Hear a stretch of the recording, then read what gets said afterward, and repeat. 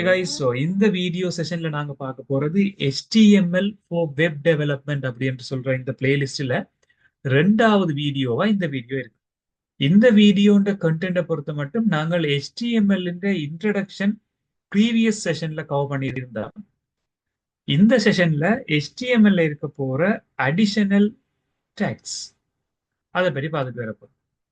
அடிஷனலான tax என்னென்ன இருக்கு, அதை நாங்கள் எப்படி யூஸ் பண்றோம், அதன் அவுட்புட்ஸ் எப்படி வருமென்ற பற்றி நாங்கள் ஃபுல்லாவே எக்ஸ்பெரிமெண்டா பார்த்துட்டு வர போறோம் இந்த இடத்துல. ஸோ முதலாவது கடைசி கிளாஸ் நாங்க பார்த்திருந்தோம் இந்த டைட்டில் டேக்ன்றது என்ன செய்யும் அப்படின்னு சொல்லி. ஸோ டைட்டில் டேக் அப்படின்றது இந்த டைட்டில் பார்ல இருக்க போற டேப் இன் நேம், இதைத்தான் நாங்க டைட்டில் டேக்னு சொல்லுவோம்.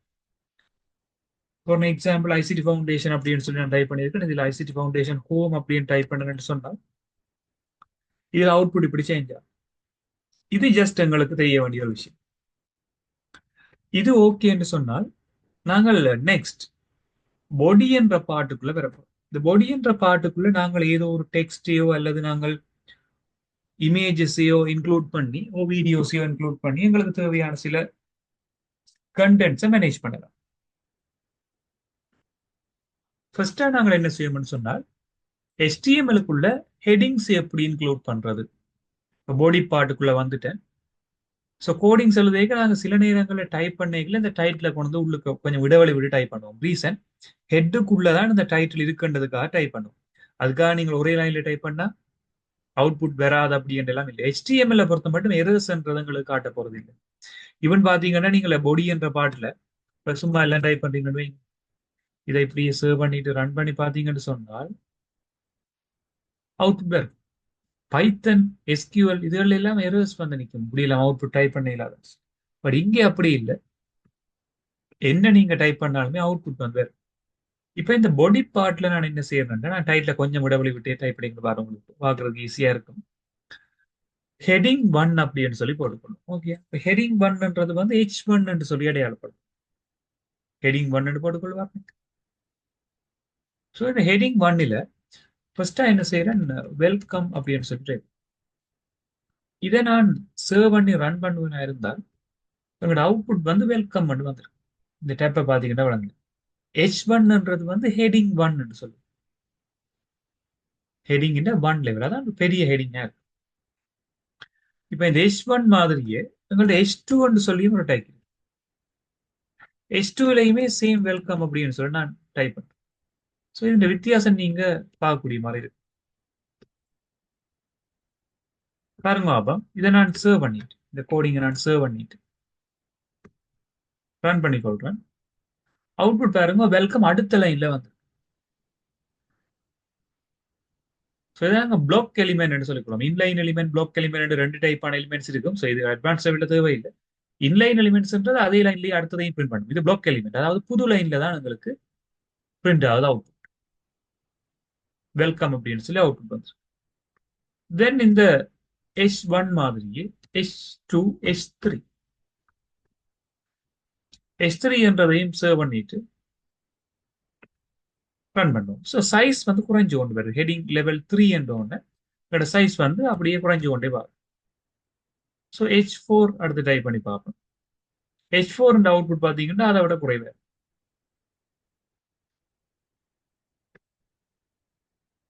அதே மாதிரி H5 என்று சொல்லி ஒரு லெவல் இருக்கு. அதுலயுமே நான் வெல்கம் என்ற விட டைப் பண்றேன். H6 என்ற ஒரு லெவல் ஒன்று இருக்கு, அதுலயும் நான் வெல்கம் அப்படின்னு டைப் பண்ணேன். ஸோ இதை நாங்கள் ரன் பண்ணி பார்க்க அவுட்புட் பார்த்தீங்கன்னா ஸ்டெப் பை ஸ்டெப்பா அதிന്റെ சைஸ் குறைஞ்சு கொண்டு போறதை பார்க்கணும். ஸோ சம்டைம்ஸ் எங்கள்கிட்ட அவுட்புட் இப்படி கேட்கல, ஹெடிங்ஸை நாங்கள் திரும்ப திரும்ப டைப் பண்ணி வரைக்கல. ஒரு ஹெடிங்குக்கு பிறகு அடுத்த ஹெடிங் ஸ்டார்ட் பண்ணீங்கன்னு சொன்னால் உங்களுக்கு அது புது லைன்ல தான் ஸ்டார்ட் ஆகும். இது ரொம்ப நாங்களுக்கு தெரிய வேண்டிய ஒரு விஷயம்.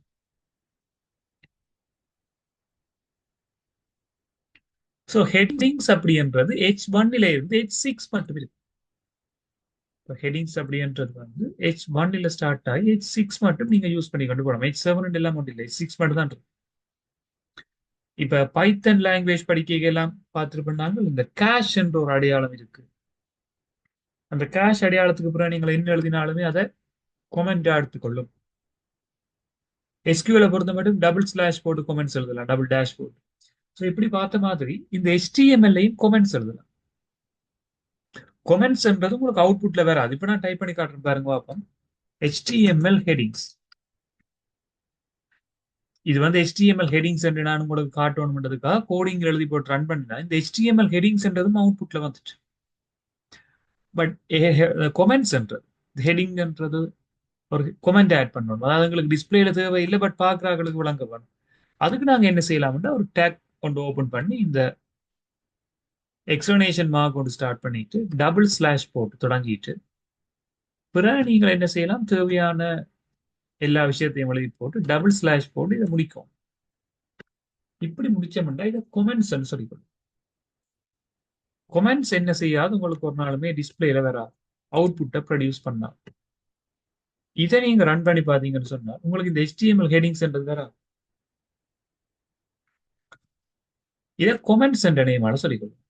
இங்க நான் என்ன செய்யறேன், கொமெண்ட்ஸ் லெவல், ஹெடிங்ஸ் லெவல் வந்து H1 இருந்து H6 மட்டும் இருக்கு அப்படின்னு சொல்லி பார்த்துக்கணும்.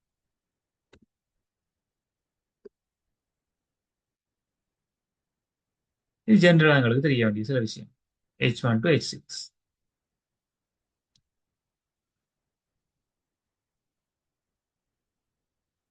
இதை கொமெண்ட்ஸ் அப்படின்னு சொல்லி இந்த இடத்துல நான் மார்க் பண்ணி வச்சுக்கொள்றேன், என்ன உங்களுக்கு பார்க்கறதுக்கு ஈஸியா இருக்கும். So HTML comments.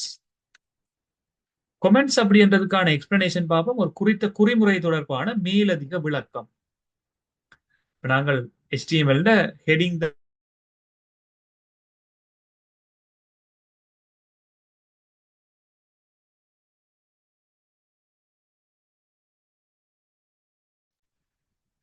HTML headings என்று காட்டுறதுக்காக தான் இவ்வளவுமே நாங்கள் மார்க் பண்றோம்ன்றதுக்காக நான் இதுல கொமெண்ட்ஸ் அப்படின்னு சொல்லி இதை மார்க் பண்ணி காட்டுறேன்.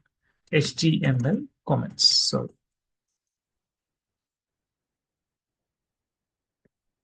ஒவ்வொரு லாங்குவேஜ் டிஃப்ரெண்டான சிண்டெக்ஸை வச்சிருப்பினா ஒவ்வொரு கொமெண்ட்டுக்காக.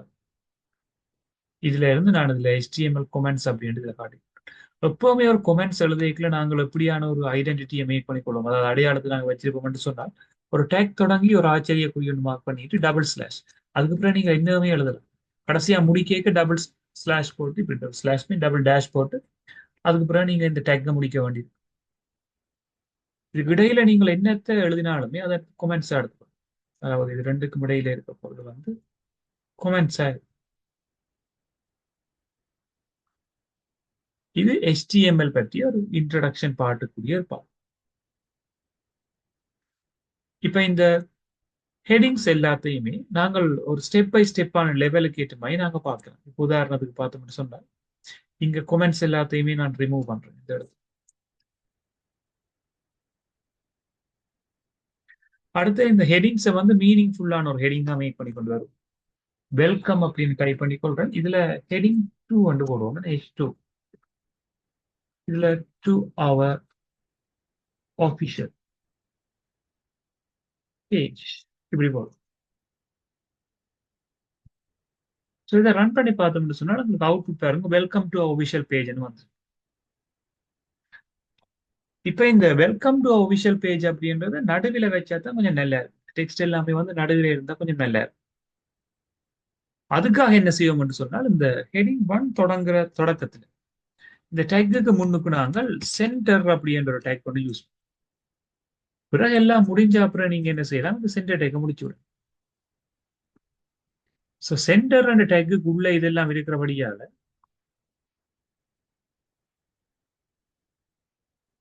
எங்களுக்கு இந்த வெல்கம் டு ஒபிஷியல் பேஜ் அப்படின்ற இந்த கண்டென்ட் டெக்ஸ்ட் வந்து நடுவில் வரும். Welcome to official page. So centre என்ற டேக் ஏன் நாங்க யூஸ் பண்ணி கொள்றோம்னு சொன்னால் இந்த கண்டென்ட் உள்ளடக்கத்தை நடுநிலைமைப்படுத்துறது, மீன்ஸ் நடுவில் கொண்டு வரும், சென்டர் அலைன்மெண்ட்ல மாத்துறதுக்காகத்தான் இதை நாங்க யூஸ் பண்றோம். இது அடுத்த விஷயம் எங்களுக்கு தெரிய வேண்டியது. ஸோ அடுத்த விஷயம் நாங்க பார்க்க போறது பேராகிராஃப்னு சொல்லிக்கணும், அதாவது பந்திகளை எப்படி கிரியேட் பண்றது. நாங்கள் ஒரு HTML பேஜ் கிரியேட் பண்ணீங்களா, ஹெடிங்ஸ் கிரியேட் பண்ண தெரியும் உங்களுக்கு. சென்டர் அலைன்மெண்ட்டை யூஸ் பண்ணபடியால அதை ரெட் கலரால மார்க் பண்ணுவோம். பிறகு பொடி என்ற பாட்டுக்குள்ள தான் இவ்வளவுமே நான் கிரியேட் பண்ணேன். இதான் அந்த அமைப்பு. நான் அரோமா கொண்டு போட்டு காட்டுறேன். அந்த ஹெடிங் 2ன்றது இங்க இருக்கு. ஹெடிங் 1 என்று வந்தது இங்க இருக்கு.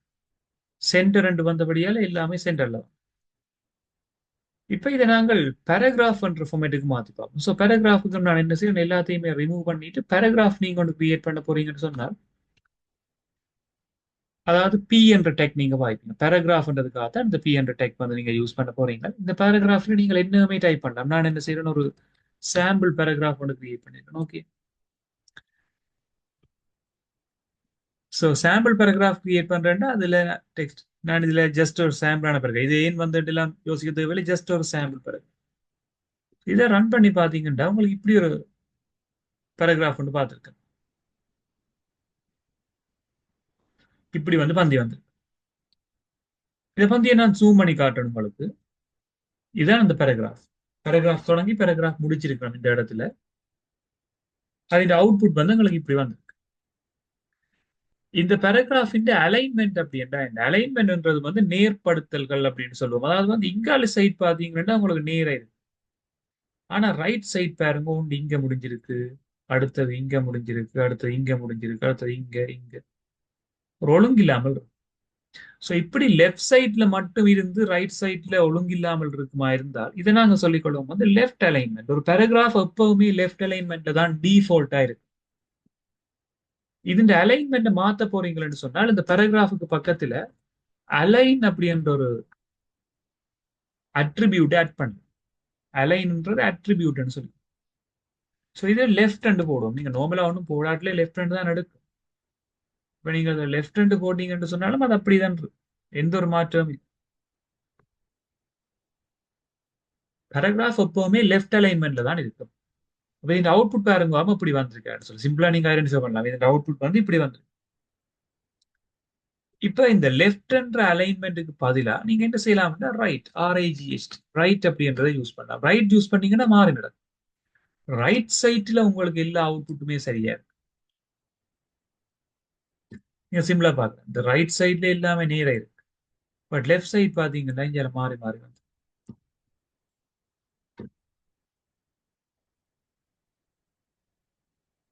இது சிம்பிளா உங்களுக்கு தெரிய வேண்டிய ஒரு விஷயம். லெஃப்ட் ரைட் மட்டும்தான் எங்கட அலைன்மெண்டா இருக்காண்டா இல்ல. இதை விட பார்த்தோம்னு சொன்னா சென்டர் இருக்கு, ஜஸ்டிஃபை இருக்கு. சென்டர் சொல்லி நீங்க பாவிக்கல.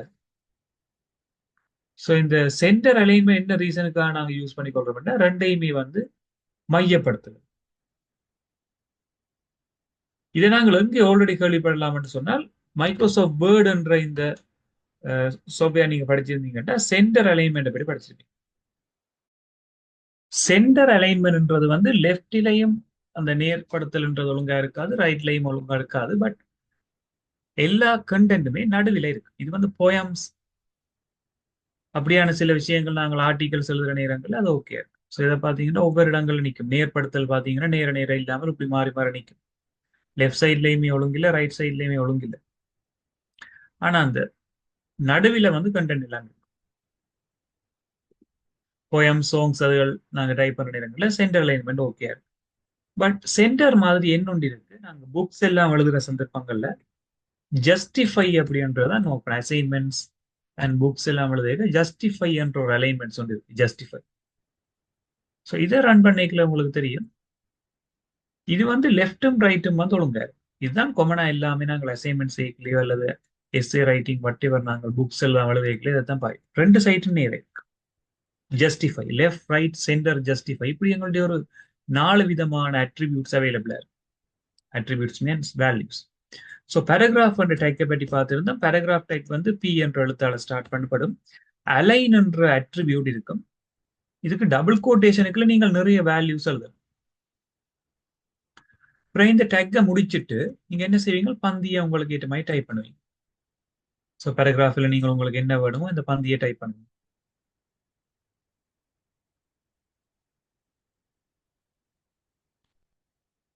கடைசியா இந்த பேராகிராஃபை முடிக்கும். இவ்வளவுதான் வளமையான விஷயம். ஸோ இப்ப இந்த அலைன் அப்படி என்ற இந்த வேர்டுக்குள்ள வரக்கூடிய சில பெருமானங்கள். ஸோ இதுக்குள்ள நாங்கள் கொடுக்க போற ஆட்களை சொல்றது வேல்யூஸ்ன்னு சொல்லிக்கிறோம். ஸோ இதில் எழுதி காட்டுறேன்னா வேல்யூஸ். இது ஒரு ப்ளூ கலரால மார்க் பண்ணுவோம். இது வந்து வேல்யூஸ் தான் அந்த பிராக்கெட்டுக்குள்ள கொடுக்குறாங்க. அதுதான் நாங்க லெஃப்ட் ரைட் சென்டர் ஜஸ்டிஃபை என்று 4 இருக்கின்ற மாதிரி சொல்லிடுறோம். இது வேல்யூஸ். ஸோ இதையும் நான் ஒரு ப்ளூ கலரால மார்க் பண்ணேன்னு பார்க்கறதுக்கு ஈஸியா. அடுத்த விஷயம் என்னன்னு சொல்லணும், இதுல வேல்யூஸ் மாதிரி டேக்ன்னு சொல்லி ஒன்று இருக்கு. அதான் இந்த டேக். பேராகிராஃப்ன்றதுதான் டேக். பேராகிராஃப்ன்றது டேக். அதுக்கு எழுத போறது வேல்யூஸ். இப்போ இது ரெண்டுக்கும் இடையில அட்ரிபியூட் அப்படின்னு சொல்லுவோம். அட்ரிபியூட் அப்படின்றது இந்த அலைன். அலைன் அப்படின்றது ஒரு அட்ரிபியூட். இதை மாதிரி லாங்குவேஜ் இருக்கு. எல்ஏஎன்ஜி லாங்குவேஜ் இங்கிலீஷ், அதை விட வேற ஒரு லாங்குவேஜ் எல்லாம் சேஞ்ச் பண்ண நான் அதை பற்றி சொல்லல. அட்வான்ஸ் லெவலுக்கு அதை பற்றி தேவையில்லை. ஜஸ்ட் பேராகிராஃப்ன்றது டேக், அதை விட அட்ரிபியூட் இங்க இருக்கு, அதை விட வேல்யூஸ் கொடுக்கலாம். ஸோ என்னென்ன வகையான வேல்யூஸ் நாங்க கொடுக்கக்கூடிய மாதிரி இருந்ததுன்னு சொன்னால், ஒன்று வந்து லெஃப்ட் என்ற வேல்யூ கொடுக்கலாம், அது மாதிரி ரைட் என்ற வேல்யூ கொடுக்கலாம், அதை விட சென்டர் என்ற ஒரு வேல்யூ கொடுக்கலாம், அதை விட ஜஸ்டிஃபை என்ற ஒரு வேல்யூ கொடுக்கலாம். இப்படி நாங்கள் நிறைய வேல்யூஸ் இங்க கொடுக்கக்கூடிய மாதிரி இருக்கு. 4 டைப்பான வேல்யூஸ்.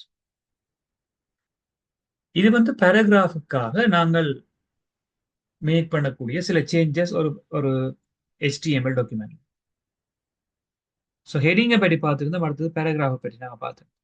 பட் ப்ரீவியஸ் கிளாஸ்ல நாங்கள் டைட்டில் டேக்கை பற்றியும் பார்த்துருந்தோம். இந்த டைட்டில் டேக்கை பற்றி உங்களுக்கு எக்ஸ்ட்ராவான எக்ஸ்பிளனேஷன்ஸ் தேவைன்னு சொல்லி சொன்னால் நீங்கள் ப்ரீவியஸ் செஷன் வியூ பண்ணி பார்க்கலாம், அந்த வீடியோஸை கொடுத்து.